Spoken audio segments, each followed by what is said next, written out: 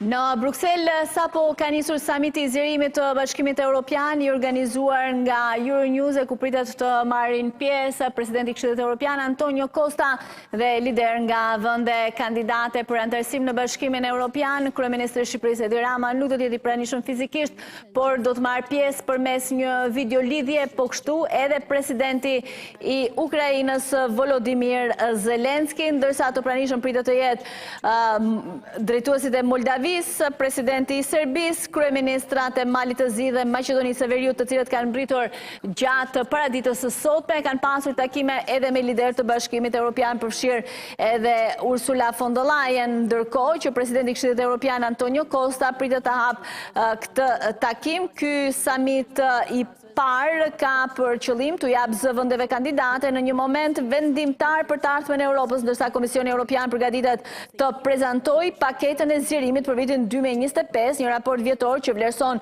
progresin e vendeve që aspirojnë antarësim. Presidentja e Komisionit Ursula von der Leyen ka përshkruar zgjerimin si ribashkimin e Europës, duke theksuar rëndësinë e integrimit të lindjes dhe juglindjes së kontinentit. You've also made a very elegant appearance. We're delighted to have you here as well physically with us today for this very timely, historic EU summit taking place. But to set the stage now for this very important event, I'd like to now welcome on stage Pedro Vargas, that is the chairman of Euronews. Put your hands together for Pedro Vargas.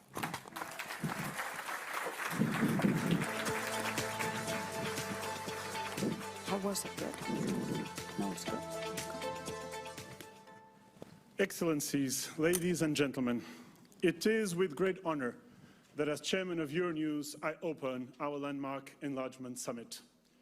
Euronews is Europe's leading news organization, delivering its content of fact-based, neutral and independent journalism in 19 languages and with the largest news të transmetoj lajme të vërteta në 19 gjuhë.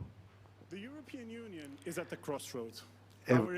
Bashkimi Evropian ndodhet në një udhkryq dhe ka jo pak sfida përpara.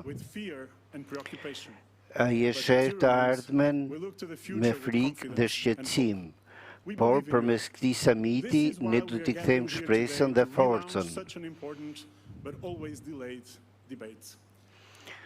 Këtu do të zhvillojmë debate dhe bisedime. Evropa duhet të shohë në sy realitetin. Ne deri më sot kemi dështuar me vendet që kanë dashur të bashkohen me ne. Tani është koha të ecim përpara me këtë projekt. Evropa duhet të bëjë zgjerimin brenda kësaj dekade. Shpresoj që ky zgjerim të përfundoj brenda mandatit të presidentit Costa.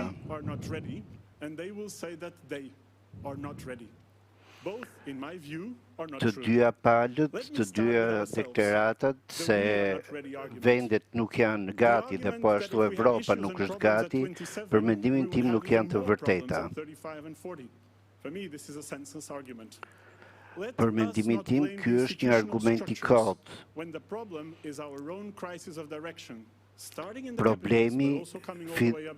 Problemi fillon në Evropë, këtu në Bruksel, dhe nuk është projekti evropian apo institucionet e tij. Është gabimet që kemi bërë në të kaluarën dhe gabimet që vazhdojmë të bëjmë. Zgjerimi është si një vizion dhe një strategji. Ndaj nuk është e gabuar të pranosh dhe të çosh përpara zgjerimin. Realiteti është se askush nuk është gjithmonë gati të zgjerojë BE-n. Sa herë që arrihet vija e finishit, shohim që kjo vijë spostohet, zhvendoset përpara. Por ka shumë vende që janë gati të bashkohen me BE-n.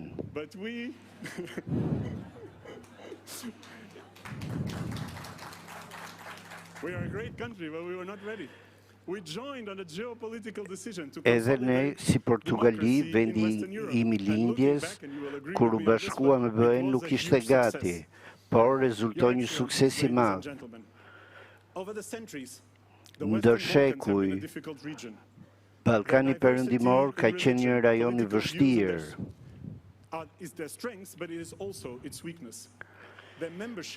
Antarësimi i tij në BE do të përcjell ndjesinë e përkatësisë së përbashkët, si dhe do të sjellë një paqe më afatgjatë.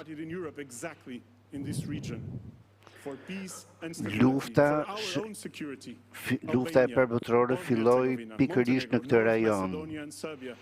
Sot, Shqipëria, Maqedonia e Veriut, Serbia dhe Bosnia duhet të bashkohen me ne për të mirën e qytetarëve tanë. Zgjedhjet e fundit në Moldavi treguan se qytetarët dëshirojnë të bashkohen me BE-n. Ata jo vetëm zgjodhen Evropën, por zgjodhen edhe paqen, dhe ne nuk mund t'i zhgënjejmë ata.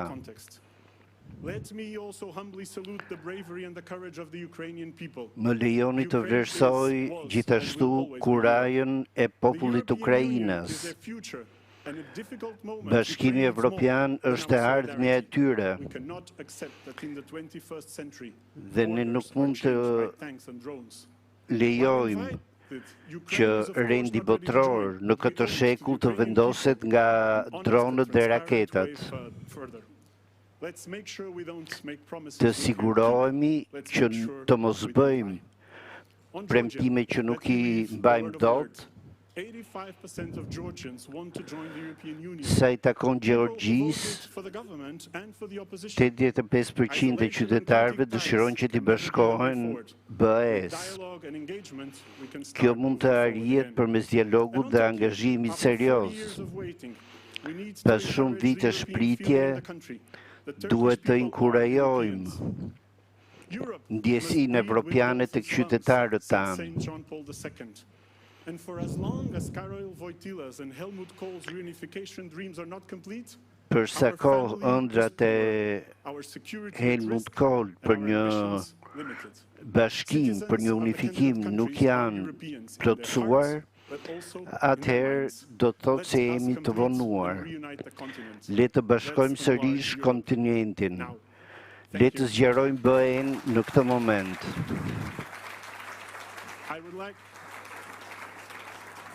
I would like to call onto the stage my fellow Portuguese, His Excellency the President of the European Council, Dr. António Costa. Palavra é sua.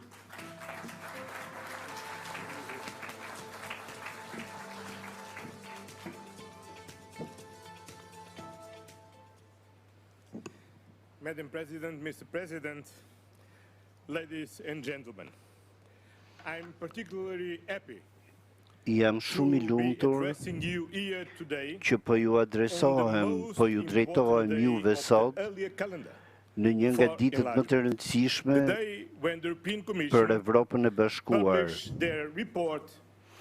Ditën kur Komisioni Evropian publikon raportin për zgjerimin. Që nga dita ime e parë, si presidenti i Këshillit Evropian, e kam kthyer zgjerimin në një nga prioritetet kryesore të mia.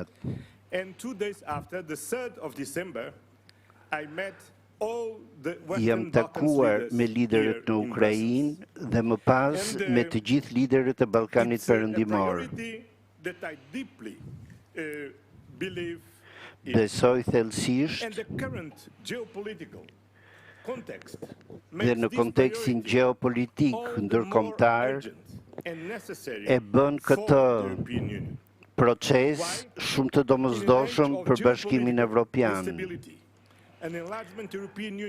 Përballë stabilitetit politik, Bashkimi Evropian do të jetë më i fortë dhe më i paqët nëse zgjerohet. Sot mund të bëjmë një investim të madh për të ardhmen tonë.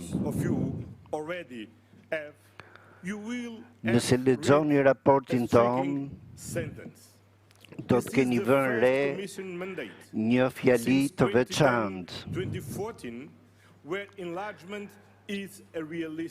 Zgjerimi është një mundësi realiste. Dhe ky është objektivi ynë.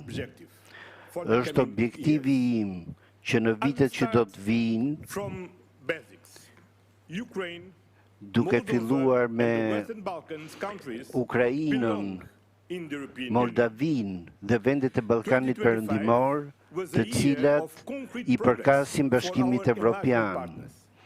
Viti 2024 ishte një vit i suksesshëm për vendet kandidate.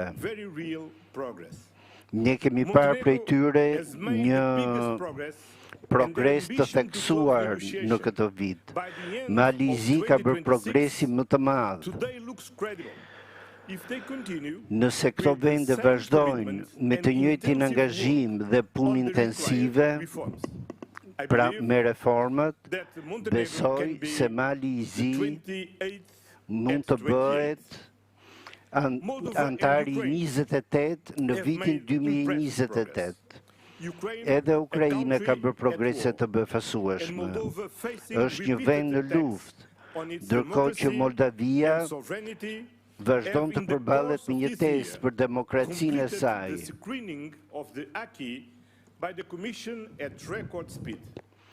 Por ajo ka përmbushur disa reforma me shpejtësi rekord. Edhe Shqipëria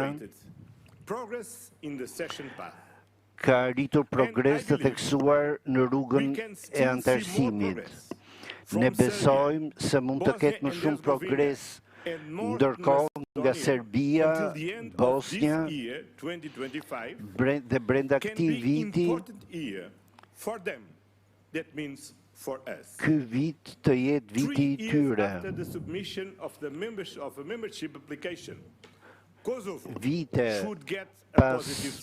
Dy vite pas kërkesës për antarësim, aplikimit për antarësim, Kosova duhet të marrë një inkurajim. Bashkimi Evropian po i ndihmon këto vende në përmbushjen e të gjitha kritereve për antarësim, në mënyrë që ato të përmirësohen. Dhe kjo vlen për vendet e Ballkanit Perëndimor dhe Moldavin, për të cilat po japin rezultate në ndryshimin e jetesës së qytetarëve të tyre. Bashkimi me Bashkimin Evropian nga janari 2026, Moldavia dhe Ukraina do të bashkohen me zonën e lirë të roaming të Bashkimit Evropian.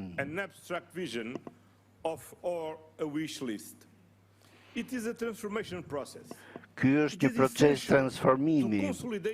Është jetik të konsolidojmë demokracinë, sundimin e ligjit dhe në të njëjtën kohë dy kërkesa kyçe. Ne duhet të jemi më kërkues për standardet dhe më efikas dhe pragmatist në lidhje me procesin. Për të vazhduar shtegun e reformave, paralelisht duhet të përgatisim BE-n që të jetë gati për t'i pritur antarët e rinj. Nuk bëhet fjalë thjesht për të hedhur një hap, por për të ndjekur dy shtigje paralelisht që janë të rëndësishme si për vendet kandidate ashtu dhe për BE-n. Ka detyra të brendshme që duhet të bëhen dhe që nuk mund të shtyhen në pafundësi. Suksesi i Bashkimit Evropian erdhi si pasojë e kurajës së paraardhësve tanë, që lan pas epokën e luftës. I njëjti vullnet duhet të tregohet edhe sot. if they have that determination to move forward with their Nëse European vendosmëria për të lëvizur, për të ecur përpara ekziston dhe për të mos mbetur peng i trashëgimive historike, Bashkimi Evropian duhet të vendosë gjithashtu se nuk mund të humbas më kohë dhe duhet të jetë gati për t'i përshtatur që t'i përshtatet realitetit të ri geopolitik. BE nuk duhet të bëhet një muze i të kaluarës së prosperitetit. Duhet të vijohet me reformat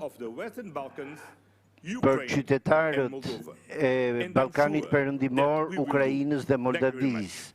Dhe unë jam i bindur se do t'i arrijmë.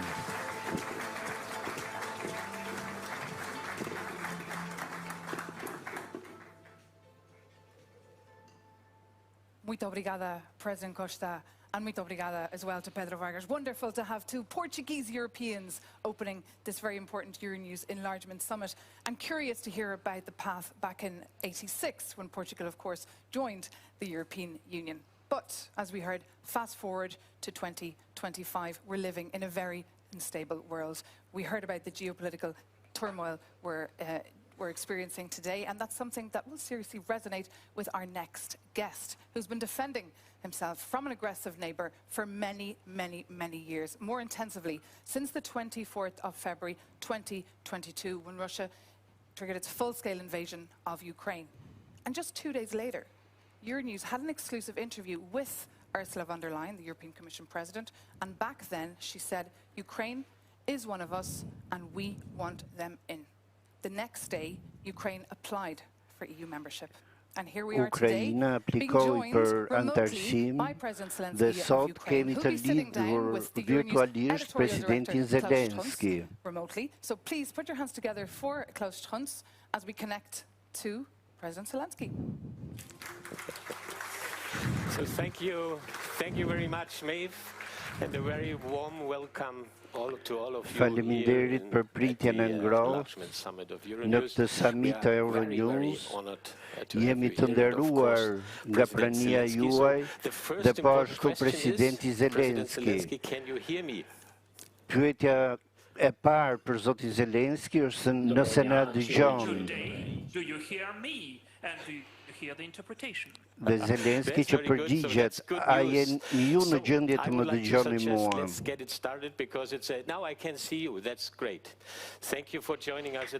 Faleminderit që u bashkuat me ne. So, let's get it started.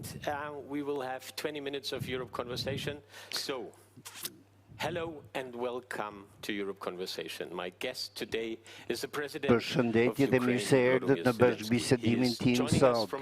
I ftuar është presidenti Zelenskyy, I cili flet nga një lokalitet sekret.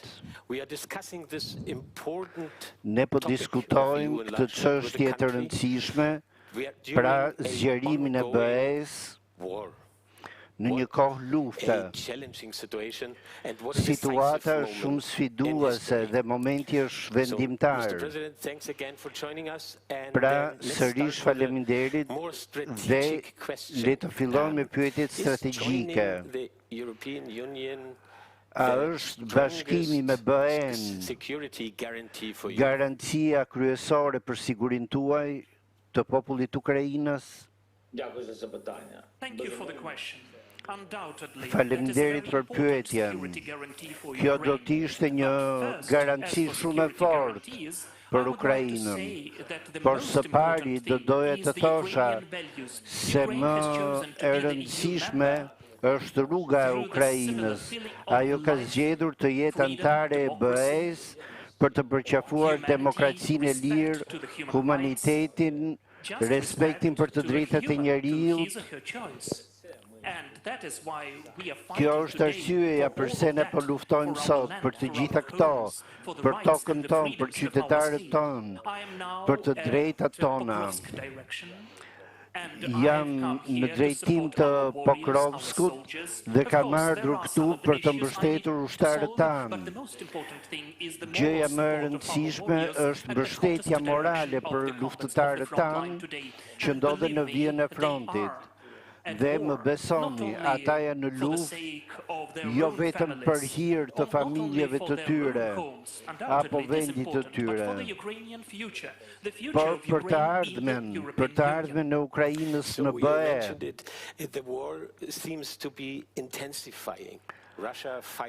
Duket se lufta po intensifikohet. Rusia ka shtuar sulmet me raketa dhe dron ndaj vendit tuaj. A mendoni se jeni në gjendje ta përballoni këtë luftë? Чи є в Європейського Союзу достатньо? Окей. Росія інтенсифікувалася. Rusia ka intensifikuar sulmet sepse nuk pati sukses në vijat e frontit. Dhe Putin nuk ka gjë tjetër për t'i shitur popullsisë së tij. Ai po u merr jetën qytetarëve tanë.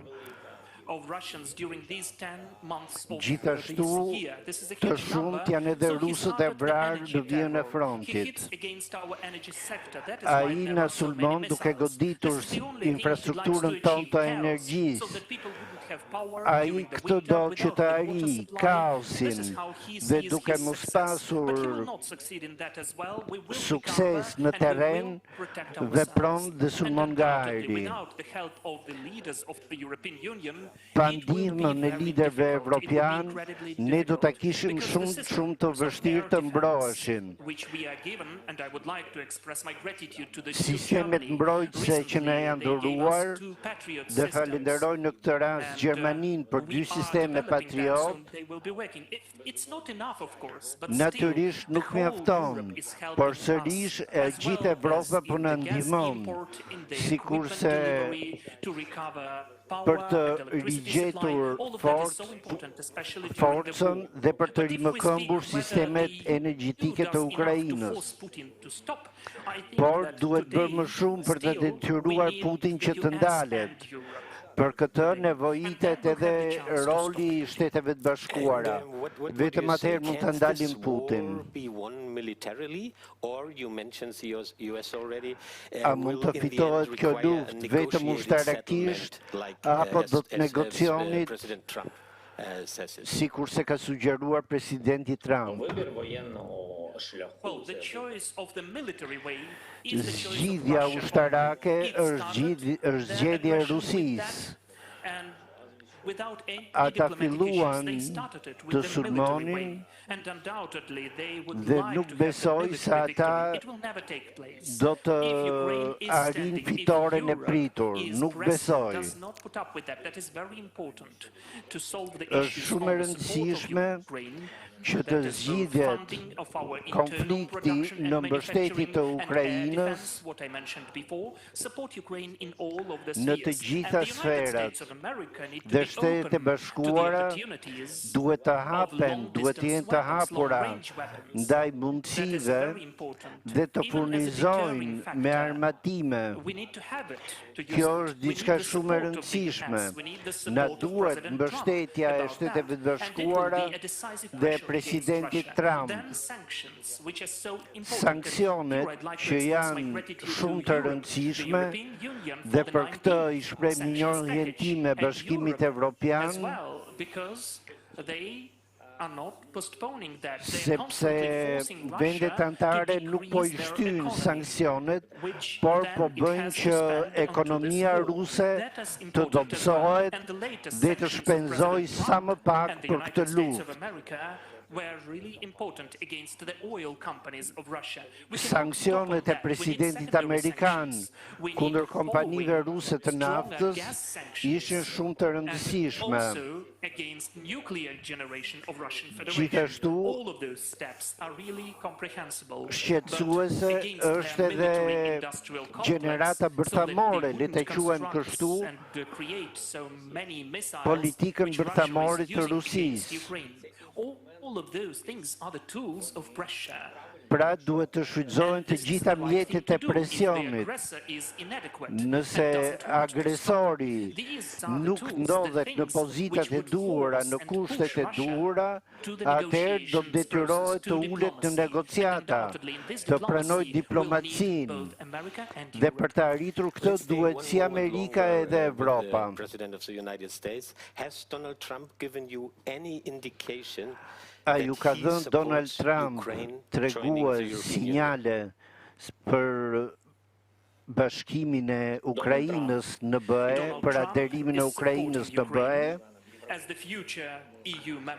Donald Trump e mbështet Ukrainën si një antare të re të BE-s. Ai e kupton që kjo është zgjedhja e qytetarëve Ukrainës dhe që vendi është pjesë e Evropës, gjeografikisht dhe historikisht. Dhe më e rëndësishmja, qytetarët tanë e duan këtë dhe si që thash, Donald Trump e mbështet antarësimin e Ukrainës të BE. And I asked President Trump if he supports me in that. Gjithashtu, presidenti Trump më ka thënë se do të bëj gjithçka që ka mundësi. A ka përmendur ndonjë afat? Honestly speaking, no.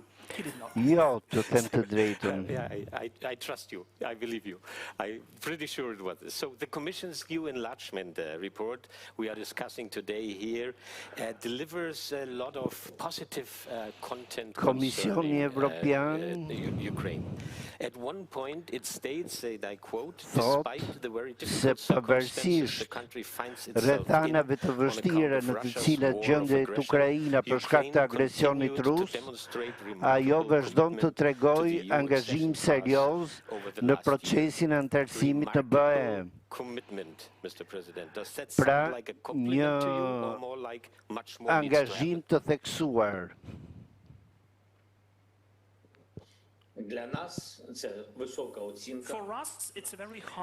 Për ne është një arritje e madhe, një vlerësim i madh për punën tonë dhe shërbimet tona dhe falenderoj Bashkimin Evropian,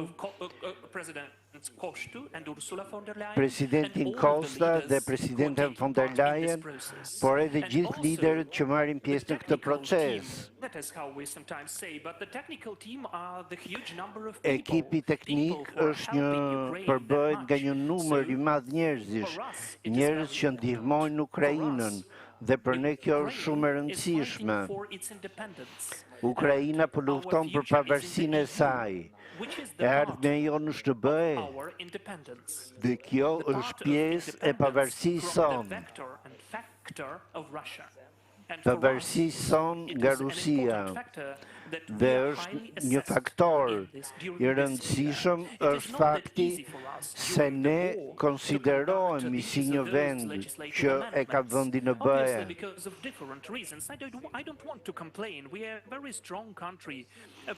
Ne jemi një vend i fortë që është kundërvën Rusisë, e cila dëshiron të na shkatrojë.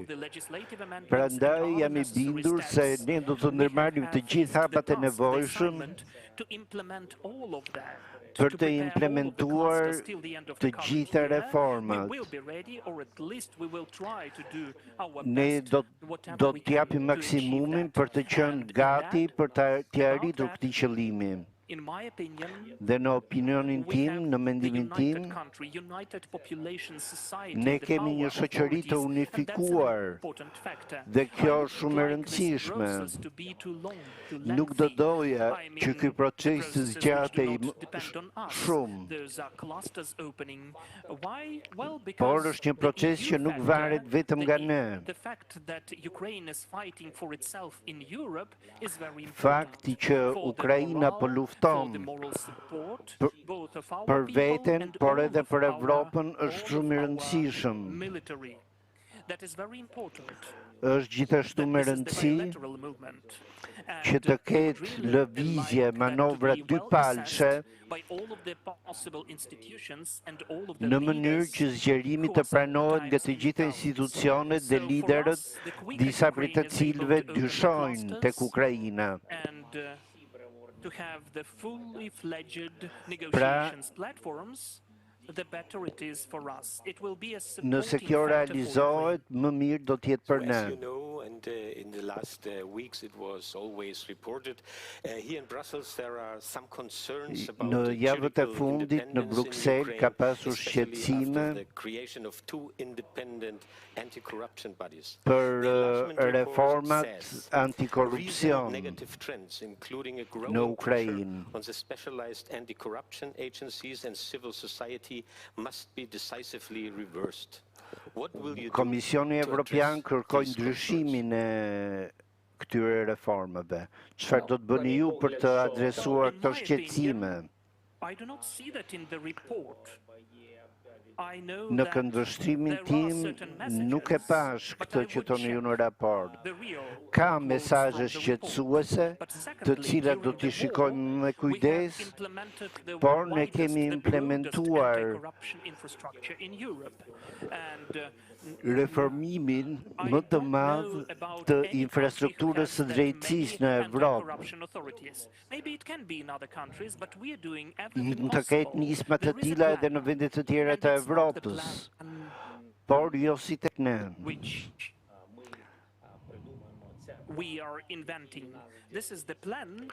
Ky është plani të cilin e kemi krijuar gjatë dialogut me BE-n për të nisur procesin e antarësimit. Ukraina ka miratuar një seri ligjesh dhe ka bërë reforma. Por gjatë kësaj periudhe lufte duhet të jemi më specifik në hapat që hedhim. Pra,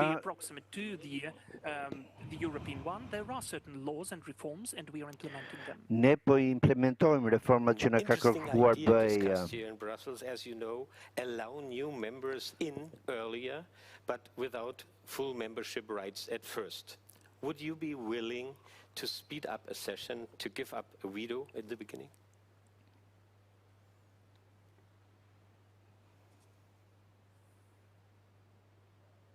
Ні. Як це зрозуміти? No, how can I understand that? It seems to me it's very important that Është shumë e rëndësishme që we would like that Ukraine could get such do të donim që Ukraina të kishte një trajtim si e barabartë kur bëhet fjalë për antarësimin në BE. Mua më duket se është shumë e rëndësishme që të ulemi në të njëjtën tryezë si vende të barabarta, pavarësisht për masave të vendit. Është e rëndësishme që qytetarët e tyre të ndajnë të njëjtat vlera.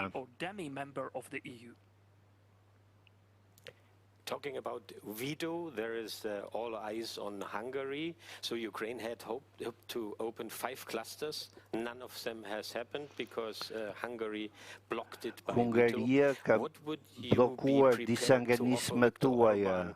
A do të ishit i gatshëm ta bindnit Viktor Orban që të jap dritën e gjelbër? Я не впевнений, що Україна Nuk jam i sigurt nëse Ukraina duhet të vërë në dyshim vlerat e saj. Nuk mendoj se Ukraina apo lideri hungarez do ta bëjë, do ta blokoj antarësimin. Kjo nuk do t'i shërbente të dyja vendeve tona. that Hungarians are Jam very I friendly people. bindur They are se supporting hungarezët Ukrainians, janë as well. qytetarë The miqësor Ukrainians are që i respecting mbështesin any nation in ukrainasit Europe. This dhe is the ukrainasit equality, this vetë is the mbështesin respect çdo and the popull të values Evropës. of our relations. That is very important for the future. Është We me don't have the rëndësi right as për the të leaders ardhmen e to think popujve about tanë ourselves and dhe about our liderët s'mund të elections. mendojnë vetëm për Because veten e this is tyre, just 1 minute in the history of our nation. sepse That's just këtu nothing kemi in vetëm comparison një with moment what can të be historisë destroyed ku relations between the mund people. të This is the most important, marrëdhëniet not to mes popujve lose mund të shkatrohen. this Pra good neighborhood. është That's momenti i what's dur important. I për don't të mos e think that I prishur have këtë to miqësi të offer mirë mes dy something to popujve. Viktor Orban. I Unë think nuk that kam se Viktor çfarë t'i Orban has ofroj to Viktor offer something for Orbanit, Ukraine, por which is mendoj se protecting Orban the whole duhet Europe të from Russia. And even ofroj now, diçka during për this Ukrainën, war, e we cila po mbron gjithë did not Evropën nga get Rusia. any support from him, support of our Gjatë vision kësaj of life. periudhe ne nuk kemi pasur mbështetje për tij. Would support Russia because blocking of Ukraine in the EU is the Dhe very specific bllokimi support of antarësimit Viktor të of Putin. Ukrainës And në that is BE definitely është që not that fitore good, për in my Putin. opinion. That Dhe is në my këndvështrimin tim këtu nuk ka asgjë pozitive për Totally Hungarinë. personal impression from my side. Sometimes it looks a bit personal between you and Viktor Orban. Are you ready to repair this relationship, or A are you jeni simply gati ta hoping riparoni for a marrëdhënien me government change in Orban apo Budapest next year? prisni një ndryshim të qeverisjes në Budapest vitin e ardhshëm? По-перше, я First of all, не вважаю, що I don't Së think pari, that unë nuk anyone mendoj has the right se to kushdo influence the ka të choice of the drejtën Hungarian të people and the influencoj elections in Hungary, in zgjedhjen e Budapest. That qytetarëve is their hungarez personal right, and I në don't zgjedhjet want që to do have të anything in mbahen. common with that. I think that Unë mendoj ця війна і this war, se kjo the luftë, war for the freedom of lufta the për country, lirinë e which vendit is 40 tonë, times smaller than the aggressor is, this që është më war i vogël se will not forget anyone territori and anything. agresorit There will ton, be peace, peaceful times. ne And we shpresojmë would se do të need arrihet to paqe look straight forward into dhe the ne eyes of each na other. duhet të shohim We në need sy to have the njëri opportunity to tjetrin. respect each other. Duhet And that's kemi it. mundësinë It's që not ta about being respektojmë njëri personal. It's tjetrin. not about Këtu personalities. nuk duhet ketë gjëra personale. We are at war for our survival, for our lives. Ne jemi në luftë And për we wouldn't like mbijetesë. any other front lines, Dhe even without weapons. Any political front lines, open front Nuk lines do të donim by të other hapnim neighbors. fronte That's të it. tjera, We are at war for fronte survival. And we politike would really me like the Prime fqinjët Minister of tanë. Hungary to support us. Dhe unë do At doja least not shumë që block us. kryeministri hungarez If në we do mos të na everything, mbështeste, if të there mos are na the rules bllokonte. and we comply with them, whatever is needed to open the clusters, we would like us to be respected. And it's not Ne only the duam që respect të to us, but the respektohemi. respect of Dhe jo the Hungarian vetëm leader to the rules and regulations of the European Union. As respekti Hungary ndaj is the nesh, member po of the që EU, lideri those hungarez are the të rules. respektojë So rregullat e you need BE-s. to do lots of Pra, important duhet things, të and bëni then the gjëra cluster shumë të after cluster is rëndësishme opened. That is the në way. mënyrë që So let's një end with kapitull a, që let's hapet say, të more pasohet nga një personal kapitull tjetër. approach, and let us look forward. Where will Ukraine and the EU be in 2030? Or, as I said, in a bit more A do personal të view, jeni të will you be the president A do të who jeni brought Ukraine presidenti into the EU? Do të jeni ju presidenti që e futët Ukrainën në BE 2030? në Or, as I said, in a 2030 bit more personal view, ose will në you një be the këndvështrimin president tim who brought personal? Ukraine into the EU? Pra, a do të jeni ju presidenti që e antarësuat Ukrainën në BE? це передусім First and foremost, I would like to Së pari, believe do that doja të Ukraine besoja will be in the EU se before that. Ukraina do të jetë në BE përpara Maybe it 2030-s. A Ndoshta science kjo fiction for you, tingëllon but still, si the një lloj protection of independence of Ukraine from Russia also sounded science fiction-i. fiction before. I do When not hear you. you open again the timeline, what is your wish? If it's earlier than 2030?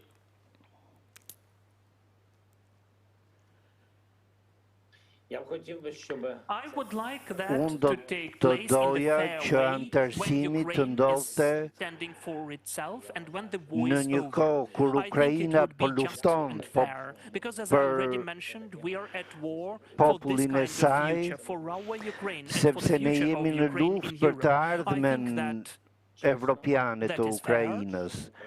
So Dhe that mendoj se Ukraine, antarësimi after the do end of the t'ishte war, could become a e full-fledged drejt për member Ukrainën of the që pas European luftës Union. të ishte një Undoubtedly, I would antare like to e be- BE-s.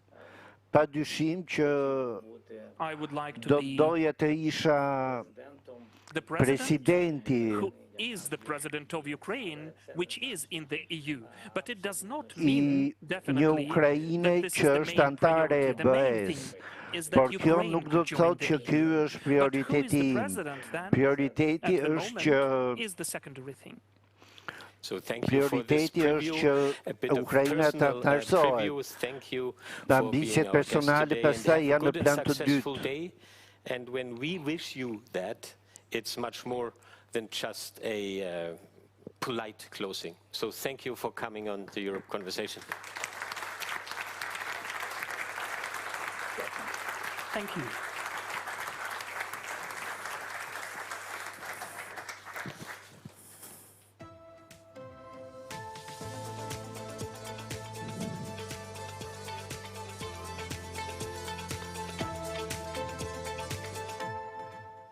Thank you so much. That was Klaus Stunz there, editorial director of CEO, speaking, of course, to Volodymyr Zelenskyy, president of Ukraine. So a warm thank you to him as well for being live with us on what Antonio Costa, the president of the EU Council, said today was literally the most important day on the Brussels map for that topic of EU enlargement.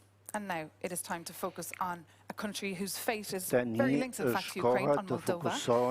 Submitted the candidacy back in 2022, and we're thrilled to have President Maia Sandu with us here physically in Brussels. Come up on stage and be sitting down with Euronews' EU editor, that's Maria Tadeo. So a round of applause. Presidente Maia Sandu. Thank you very much. Thanks. Well, thank you very much. And welcome to the Europe Conversation. My guest today is Moldova's President, Maia Sandu. Thank you very much for being with us on Euronews. Of course, when you run for the election and you clearly won that election in very difficult circumstances, a choice was very clear. Whoever voted for Maia Sandu was voting for Europe and it was voting to join the European Union. The obvious question may be, perhaps it seems obvious to you, but why is this such an existential question for your country? A është kjo një çështje ekzistenciale për vendin tuaj.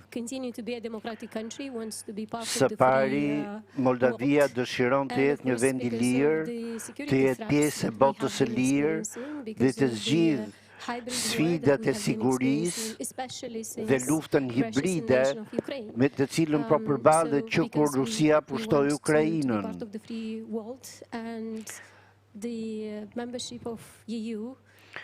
Pra, antarësimi në BE do të na mundsonte që t'ja arrinim këtij qëllimi.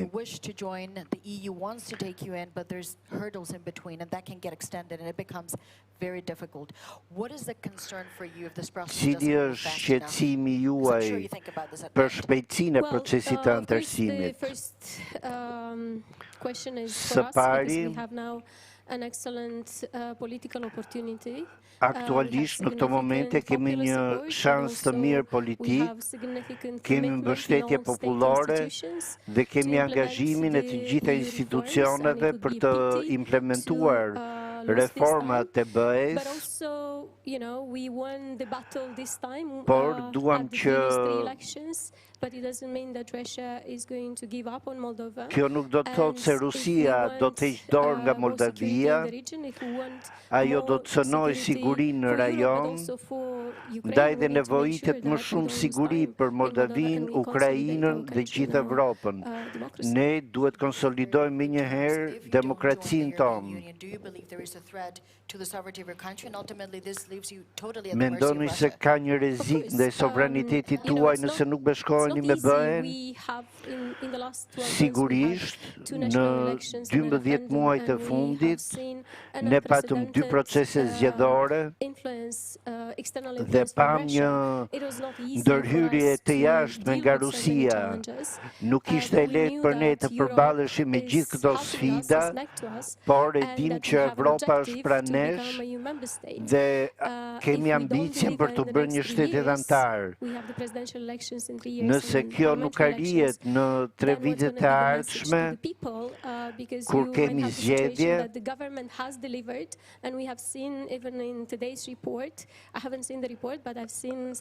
atëherë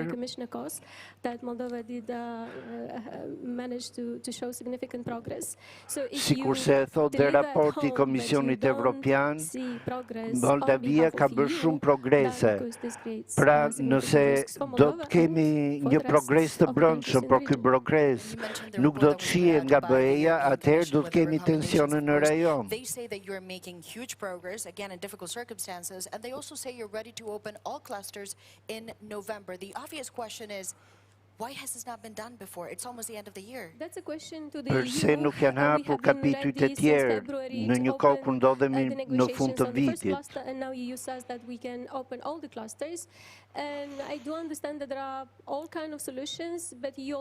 Ekzistojnë të gjitha zgjidhjet, por duhet një guxim në vendimarrje nga ana e BE-s. I have to ask you a follow-up question because some believe, of course, in Brussels that the concern is not so much Moldova, the issue, but is Ukraine. And many look at the Moldovan bid and the Ukrainian bid as joint bids, as twins. Shumë politikanë në BE e shohin Moldavinë si një skenar si ai i Ukrainës. Moldavia dhe Ukraina janë gati të lëvizin për në hapin e ardhshëm në procesin e integrimit dhe i takon BE-s që të vendos dhe të lëviz përpara, të ecë përpara. Now in the cross battle between Ukraine and Hungary. There's a veto along the way. Many look at it as a joint bid. The two need to move together, but Ukraine has serious problems now moving forward because of this veto. Is there a way that this can be solved? Is there an overcoming? Would you be okay with that? Besoj se ka një sër zgjidhjesh, por jam me mendimit se në këtë periudhë i takon BE-s dhe institucioneve të tij të marrë vendimet e duhura. And then, of course, we have to talk briefly about the election campaign because what happened in your country, and it has been documented, it's an unprecedented interference. Ajo që ndodhi në vendin tuaj ishte një ndërhyrje e papranueshme në zgjedhje. Tani, cili është ndjesia që keni kur ju duhet të lëvizni përpara dhe çfarë mësimesh nxorët nga këto zgjedhje sa i takon ndërhyrjes së huaj?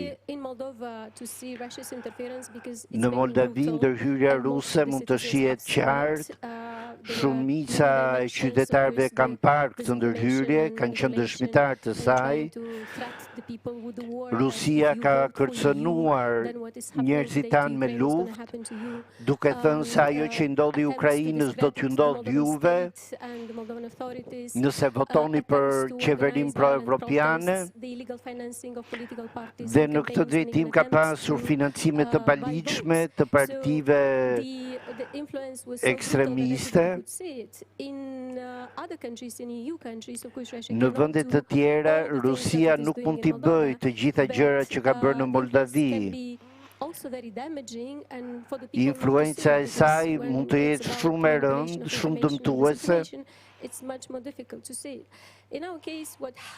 Dhe do t'ishte një gabim nëse qytetarët e të gjitha vendeve nuk e shohin atë. Por institucionet tona punuan me vendosmëri, duke ndjekur parat, rrjedhën e parave dhe duke sankcionuar ata individ ose subjekte që përdornin të ardhura nga Rusia për të blerë vota. Moldavia bëri një punë shumë të mirë në ekspozimin e përpjekjes së Rusisë për të manipuluar procesin zgjedhor.